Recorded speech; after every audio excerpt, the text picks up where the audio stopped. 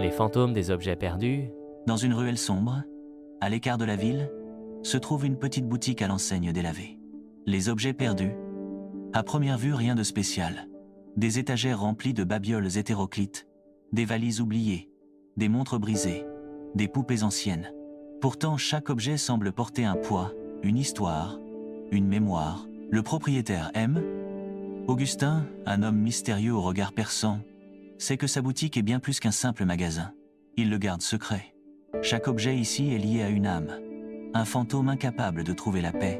En touchant un objet, Augustin peut entrevoir les derniers instants de son propriétaire et comprendre ce qui l'empêche de passer dans l'au-delà, une journée ordinaire, ou presque. Un matin, une vieille femme entre dans la boutique avec une boîte poussiéreuse. Elle explique qu'elle a trouvé cette boîte dans son grenier et qu'elle ne se souvient pas d'en être la propriétaire. En ouvrant la boîte, Augustin découvre un médaillon en argent. Dès qu'il le touche, une vision le travers.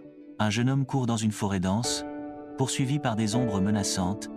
Il tient le médaillon contre sa poitrine en répétant « Je dois la retrouver, je dois la sauver ». Puis, tout devient noir.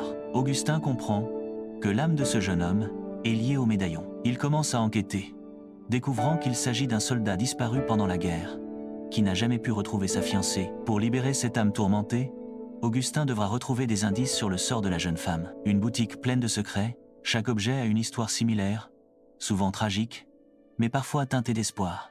Une montre à gousset renferme le regret d'un père qui n'a pas pu assister à la naissance de son enfant. Une poupée de porcelaine est hantée par une petite fille, disparue dans des circonstances mystérieuses. Un carnet de cuir contient des poèmes écrits par un homme qui n'a jamais osé déclarer son amour. Augustin est à la fois enquêteur, confident et passeur. Il aide les âmes à trouver la paix, parfois en réparant une injustice, d'autres fois en transmettant un message à leurs proches, les risques du passé, mais tout n'est pas si simple. Certaines âmes sont en colère, refusant de coopérer, et leurs objets deviennent dangereux. Une lampe ancienne a failli incendier la boutique une nuit, et un miroir doré a montré à Augustin des visions terrifiantes de son propre passé. Un jour, il découvre un objet qu'il n'aurait jamais voulu voir. Une photo jaunie où il se reconnaît aux côtés d'une femme qu'il avait aimée autrefois.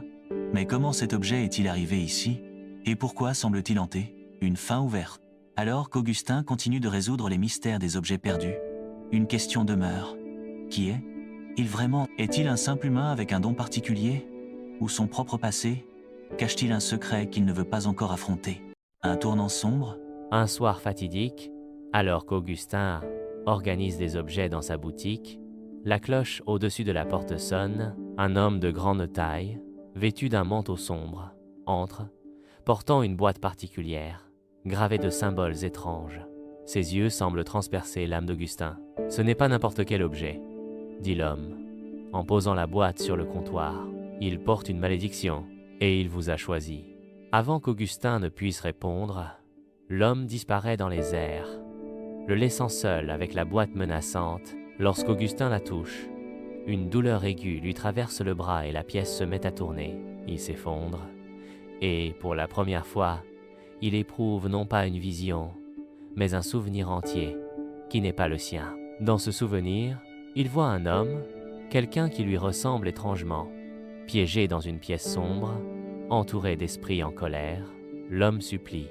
« Je ne voulais pas te trahir. » Mais les esprits l'entraînent dans l'ombre. Augustin se réveille en haletant.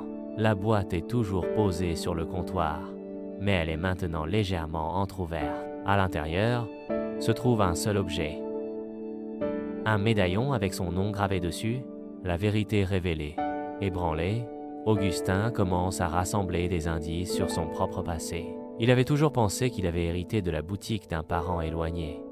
Mais s'il en était le véritable fondateur, et si son but n'était pas seulement d'aider les âmes perdues, mais d'expier quelque chose de bien plus sombre, alors qu'il continue d'interagir avec les objets, il se rend compte que certains esprits le reconnaissent, non pas comme un sauveur, mais comme quelqu'un qui leur a fait du tort, un par un.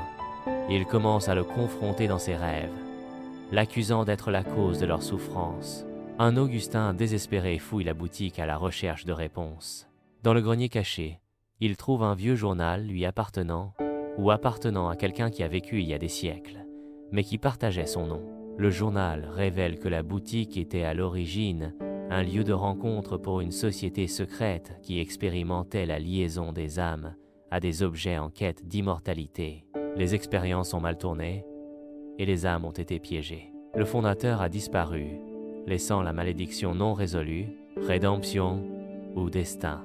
Maintenant, Augustin est confronté à un choix impossible. Briser la malédiction en détruisant la boutique et tous les objets qu'elle contient, libérant les âmes piégées, mais risquant sa propre vie dans le processus, poursuivre son travail tel qu'il est, en aidant les esprits un par un, mais en sachant que certains ne lui pardonneront jamais. Alors qu'il se débat avec la décision, les esprits deviennent agités, et la boutique commence à s'effondrer sous leur colère.